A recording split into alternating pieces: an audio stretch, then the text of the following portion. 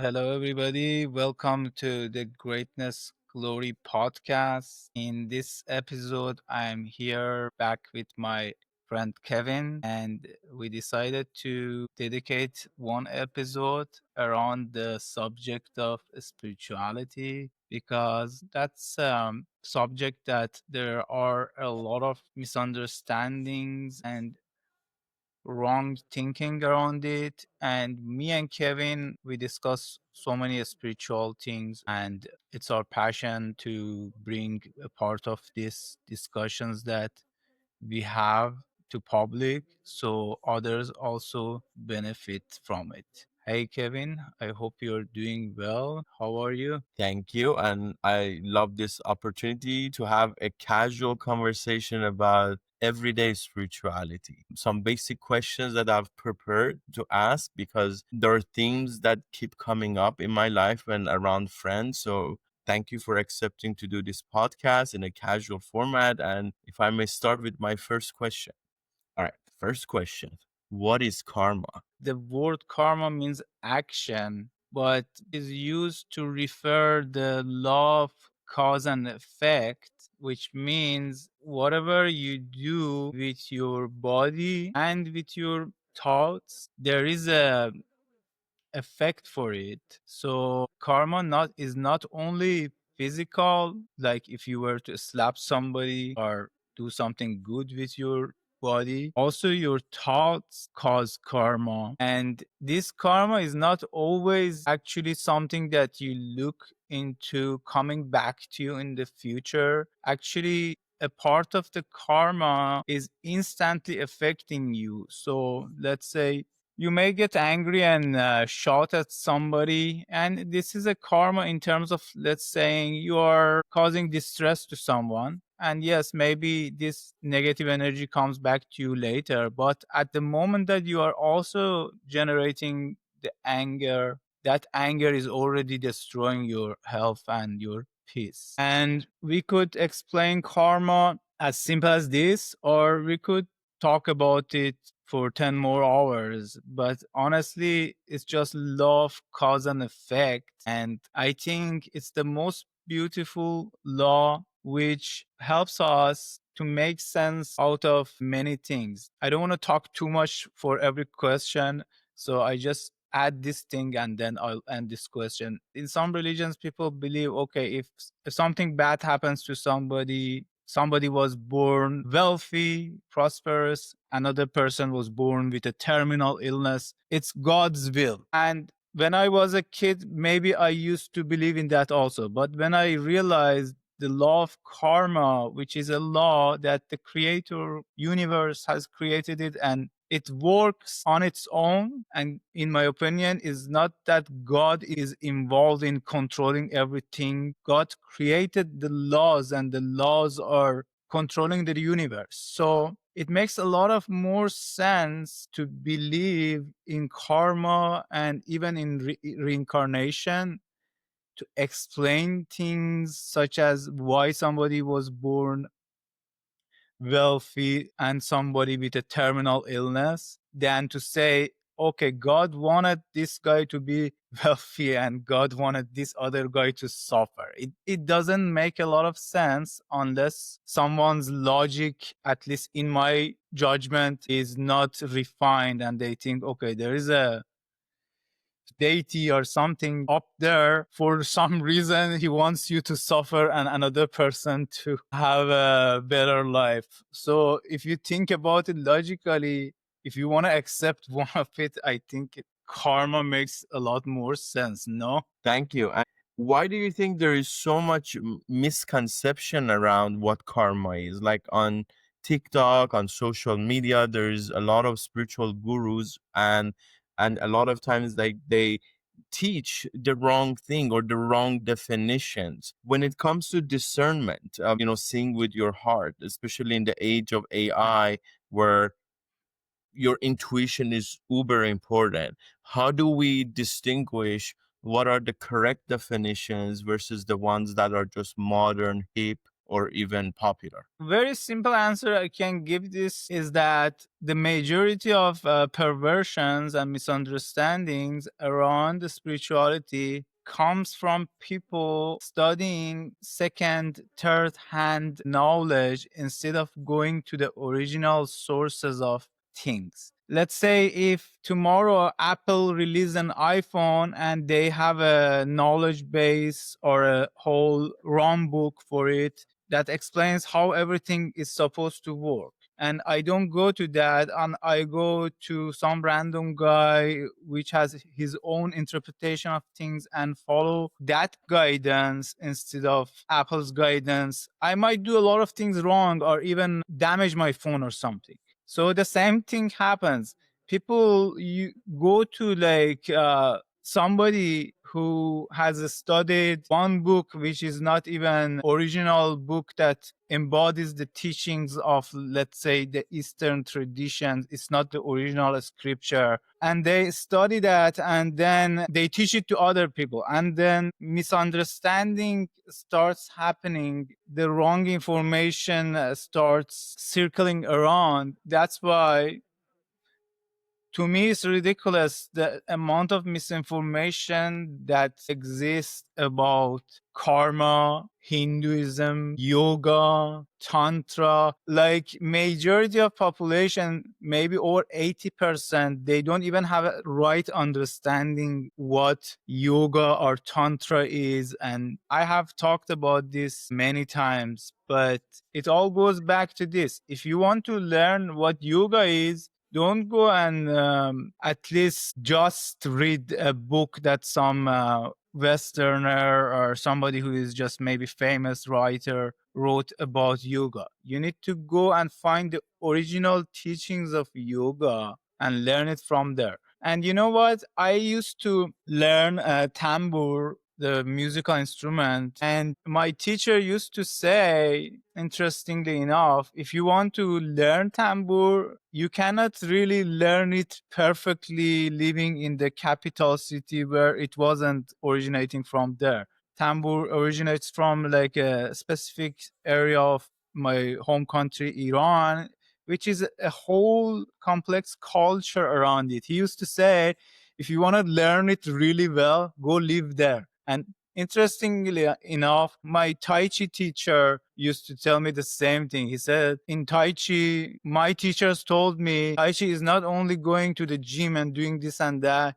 You need to go live with people who do Tai Chi to learn the real meaning of Tai Chi. So you see, they all refer to this fact that you need to go to the origin of the teaching and then spend a lot of time studying it. Thank you for that answer, Isaac. My next question is actually taking a step back and asking what is spirituality, because there are those gurus, teachers, right, that see religious sacred texts separate from spirituality. I personally had the experience where a teacher of many years was telling me this is the word of God, referring to the Bible, and that spirituality has no room in this text, and that they see the two different and separate. So, what is a spirituality, and is there room for spirituality when it comes to religion or any type of faith? And if you could help us distinguish the two, please. Yeah, I like this question honestly, and I think this is one of the questions that people need to hear a lot more because there's a lot of misconceptions around this whole thing, and correcting it will help human consciousness to rise. Look, these words, they have different meanings for different people, both spirituality and religion. For one person, religion means spirituality. For another person, spirituality means religion. For one person, spirituality means dressing in a certain way or having some a spiritual environment or going to some specific place like a temple. In my opinion, spirituality, as the word spirit represents, is striving to experience yourself as your spirit, as your part of yourself, which I can't even describe now what a spirit is. And a lot of people have already concluded what it is, and that's the problem. But the part of yourself which is beyond your physical material nature. And spirituality doesn't say this is it, believe in it, unlike more popular religions, not all religions, but makes you think, makes you curious to explore it in meditation and other practices. What is meditation? Meditation is going inward. So spirituality is about going inward and finding yourself as a spirit, which is same as consciousness or God or higher self or whatever. We can write a whole 500-page book with different names that we can give to this, but it doesn't matter. It's just like a part of ourselves, which is the subtlest part, which is beyond the material nature. And it's not even a part of ourselves. It's us. We are the spirit. We are the consciousness. And I had one episode, the previous episode, which I explained about the whole thing about consciousness and that you are it. If you want to objectively study it and know about it, you can learn 3 million scriptures about it, but you still not know it because it's not an objective thing to be studied, but it can be found in the depth of your heart, awareness, in silence, in deep contemplation. So yeah, again, these words have different meanings for different people, and this is the one of the biggest causes of misunderstanding, even conflict between religions and people, because we interpret the same word and we give it different meaning. Same thing for different words like love, even for God. Oh my God, God is really messed up word. It can have millions of different meanings for people, and that is one of the biggest causes of conflicts actually in the world. Because for me, the purest way I can explain what God is just universal intelligence, cosmic intelligence. I don't have to give it a personality or form or shape or anything and say God is like this. The other gods are not gods. God is like this. But if God is omnipresent, omnipotent, omniscience, whatever, it needs to be absolute and it needs to be in everything and it needs to include everything. So, not that this is a perfect description of it, but just an example. The word God is also really messed up. So you mean my God is not better than yours? No, my God is better than yours. Yeah, okay. You got You have the problem with that? over. You have problem with that, dude? Right.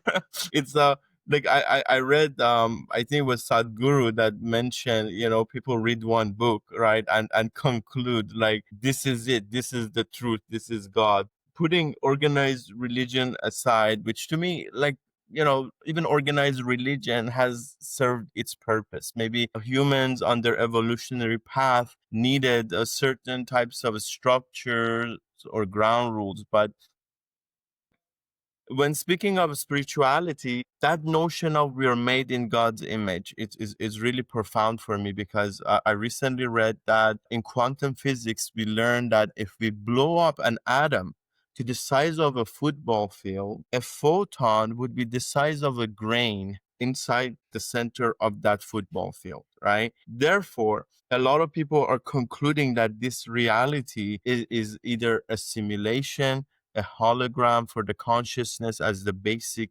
building block of this reality. Therefore, could we conclude we are gods, that in the Bible and other traditions, when they said we are made in God's image, in that we're made of the same consciousness and building block that creates everything.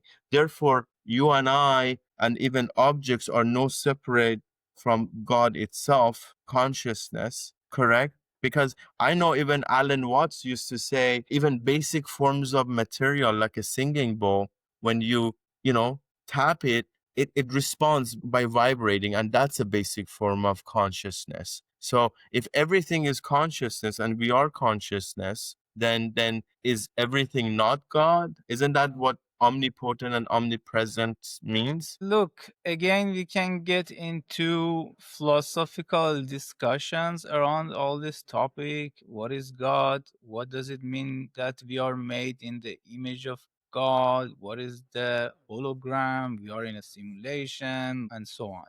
But let's just address it in a very basic way. When people say man is made in the image of God, I'm not saying it is like that or it's not like that, but let's not consider now that it means we are absolute like God powerful or anything.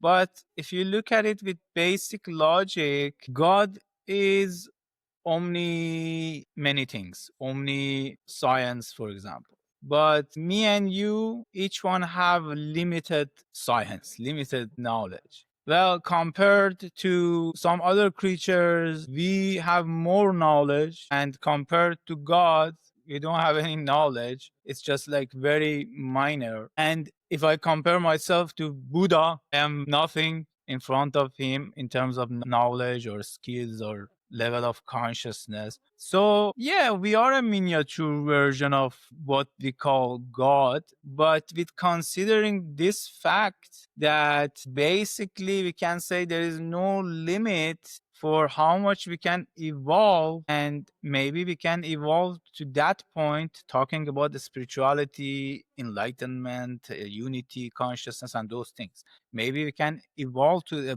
point that our consciousness and knowledge is like godlike. And that's what spiritual traditions say. That's the ultimate goal. And it's not an easy goal to achieve. But if you get there, maybe you can become like godlike. But for now, we are made in the image of God. We have a lot of similarities. Like God is the absolute creator. We are a limited creator, for example. Correct. It is my understanding that almost every ascended master, from Yeshua to Buddha, to many other prophets, and they thought that we are the vessel, and that the spirituality, the divine, the source is accessible to us directly. And I always saw spirituality as an alternative way of reaching that source without needing a church necessary or a temple. And I think we live in amazing times, and I wanted to ask you, as part of my last question, in the age of AI where there is deep fake, how do you see future of spirituality, as it be a tool to reach the source and feel connected? Because anxiety, depression, suicidality, I mean, in every category, humanity is not doing so hot. See, it doesn't matter it's this age or it's 5,000 years ago. The problem and the solution is always knowledge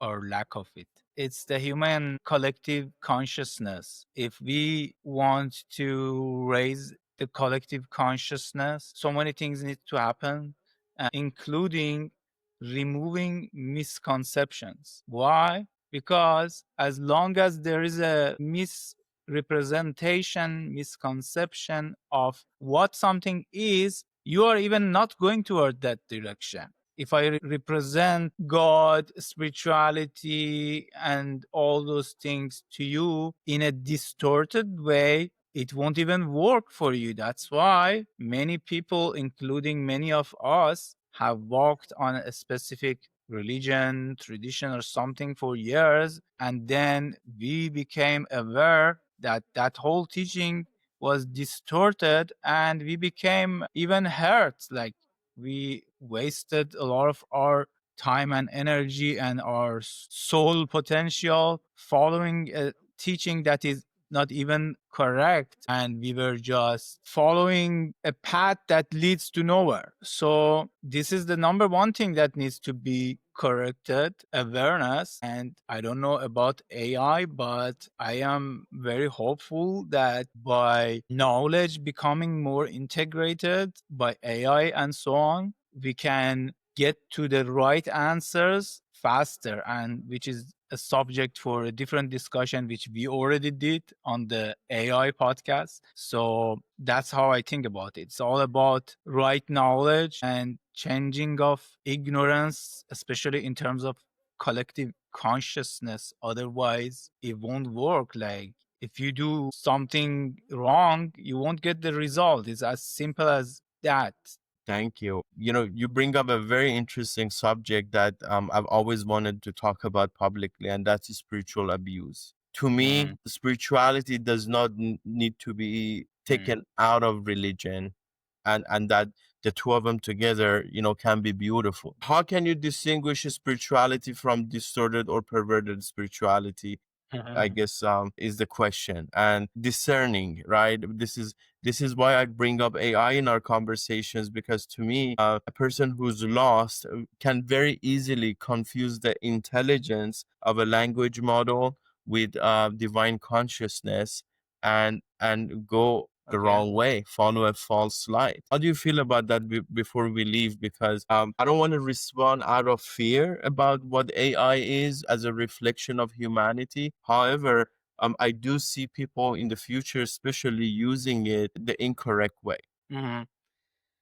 Yeah, that's a very good question. I think more people need to hear that. How do you distinguish between authentic spirituality and distorted?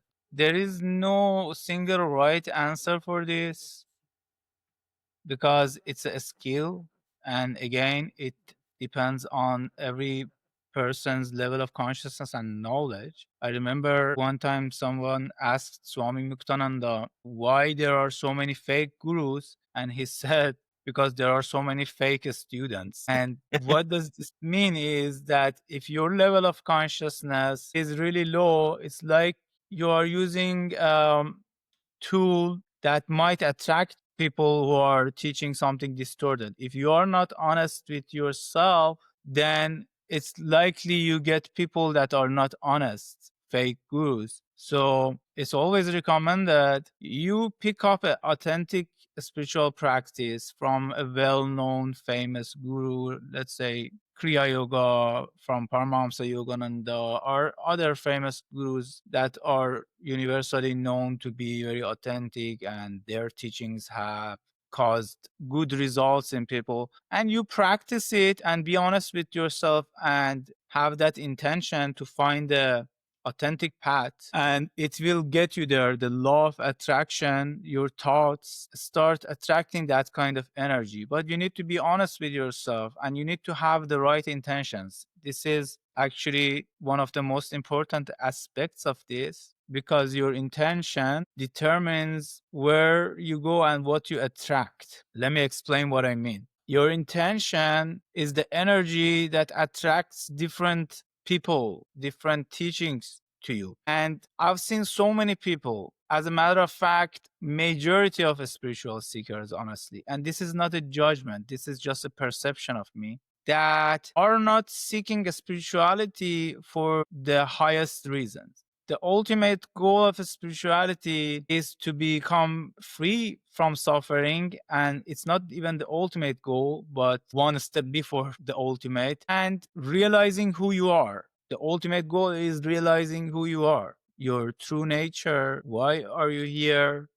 And are you this body? And all those, big questions of life. But I've seen and I see so many people who go after spirituality because they think they are going to experience something supernatural or get in touch with some extraterrestrial, or they want to develop some superpowers or metaphysical abilities or open their third eye. Nothing wrong with that, but I'm just saying, when you are after things that are basically exaggerated pleasures or some strange things just because you're curious and say, oh, yeah, there's something supernatural, I want to go and achieve it, you don't have the purest intention, and you're more likely to attract gurus, teachers, teachings, paths with lower consciousness. In so many traditions, ancient traditions, a yogi, people, a spiritual seeker, mostly their intention is to find God as their beloved, as their ultimate love. They want to seek God and find it, or they want to find the truth about themselves. These are different paths. They're all correct. You need to redetermine your intention and see if your intention is pure. And if it's pure, then focus on it and it will attract you the right paths. But also, again, your power of discrimination is important. This is one of the most important principles in spirituality, the power of discrimination, to judge, just like Jesus said, judge a tree by the fruit it bears. If you discriminate a spiritual teacher or a guru by their actions, by their behaviors, by their words and intentions, you might realize a lot of things. And whether you can do that or not, it depends on your level of knowledge and study and practices and maturity also. But I've been to spiritual teachers before that I've seen they talk a lot from ego, and one way or another they're talking about themselves too much, and that's a big red flag, especially for those gurus who claim to be enlightened or so on. And you see, enlightenment means that you basically don't need anything. You don't even care about your body in the way that you're attached to it, or your desires. That's why you see so many of these famous gurus, people found them with like scandals and sexual abuse and things like that, because they have not yet mastered their senses and they have not achieved that level of consciousness. They might know a lot of things, they might even have supernatural powers, but they're not real gurus. They talk too much from ego, they talk too much about how great they are or how many powers they have. I can do this, I can do that. And you go and study the famous authentic gurus in the tradition and learn from them, like Paramahamsa Yogananda, his lineage of teachers. You go and study about Ramana Maharishi or Nisargadatta or Buddha or so on. And you get a sense after a while. The more you live with their teachings, you get a sense. You see that they almost never talk about themselves in terms of praising themselves or seeking anything from anybody. Another red flag you see in the spirituality and the cults and so on, you see that they're seeking something from you, either if they want you to make them more famous, or other forms of fulfillment, whether it's like too much emphasizing on financial things or getting paid, which is not wrong. People need to get paid to get their mission going, even the authentic gurus, but sometimes you see it's too much. I'll give you a perfect example of this. I'm not going to call any names, but like one guru I noticed a few years back, he made a course for about $15,000 in India that promises it will open your third eye. You see two big red flags in this. One is, why the hell do you want to charge $10,000, $15,000 for this, which could be something you can read in a book? Secondly, you go into tradition, study authentic gurus, which I named some. You never see anybody comes and say, I'm going to teach you a method to open your third eye and see the ghosts and the spirits and have this power and communicate to extraterrestrials or blah blah. That not that is absolutely like that, but it almost completely like that. You see authentic gurus, they don't care about powers, they don't care about making money out of you, they don't care about being known and so on. And this subject really needs multiple episodes. And let's talk about this in a separate episode, actually, because I think more and more people need to learn how to discriminate the right teachings from wrong teachings. But that's my answer about your question. Thank you. And that's definitely a topic I want to dive into more deeply, going back to spiritual abuse. But I do want to take a step back and define what the word guru is, right? Guru means teacher, if I'm not mistaken, right? So even the word rabbi means guru. So these teachers, or the word guru, can have many definitions. And in this age, discriminating against the ones that are teaching about false light versus the ones that are authentically and truly teaching about self-discovery. But any last like comments, questions when it comes to a guru and discerning whether they're the right fit for you or not?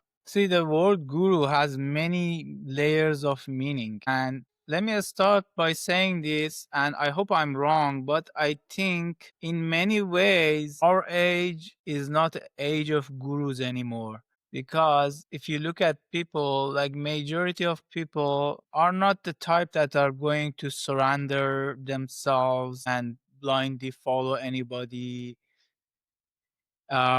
So gurus are for small number of people, I can say. People who are burning with a spiritual desire, and just like I said, they're honest with themselves, and their number one goal in life is to find God or enlightenment. So it's not for everybody, but the real guru is another misunderstood term actually, even in India. Even in India, majority of people have not understood the meaning of guru. Guru doesn't mean just a teacher or somebody who knows a scripture or somebody who has some powers or anything like that. In the Indian scriptures, guru is explained as somebody who has lost their ego consciousness and have merged with the universal intelligence or God. That's why they can become a pure channel for guiding you. So in Hinduism and in so many traditions, guru is seen as somebody who's a manifestation of God. That's why I say it's very difficult for majority of people to accept this, and it's maybe for specific people who can work with that mindset. So guru is seen as a manifestation of the universal intelligence, divinity, and the word guru means bringing light to darkness, which means bringing knowledge to ignorance. And what is darkness? Darkness is unconsciousness. You can call it also ignorance. And that unconsciousness, which I discussed in my last podcast also about awareness, consciousness, is the biggest problem. Whenever you are unconscious, you act compulsively, you are being in bondage and you suffer. So, Guru is a being who guides you to become more conscious, become more light. That's what really Guru means. But so many people think Guru means a spiritual teacher or a priest or sort of like that. And the true gurus, even though there is no shortage of them, but they are very rare. Majority of known gurus are not necessarily have reached that level that they are really a guru in that way. And even though there are some gurus which they are still respectable and authentic and they can guide you definitely, but we cannot consider them to be like somebody at Buddha level or Krishna level or Christ level, or so yeah, it can mean different things, but unfortunately majority of time people worship gurus, even somebody who might be really a basic person, but he comes from a tradition and he can transfer certain teachings and knowledge. Awesome. Well, thank you so much. I have so many more questions. I do have questions about, different traditions and faiths and how they view God and teachers. Obviously, there's many names for a guru or a teacher. Some may call them prophets. But regardless of the definition, I'm privileged and I'm appreciative that I'm having these conversations with you, learning on the Thank daily you. basis and also Thank in you. the word. And so thank you so much. And You I hope to see you and soon. see you. Thank Thank you. you. Bye.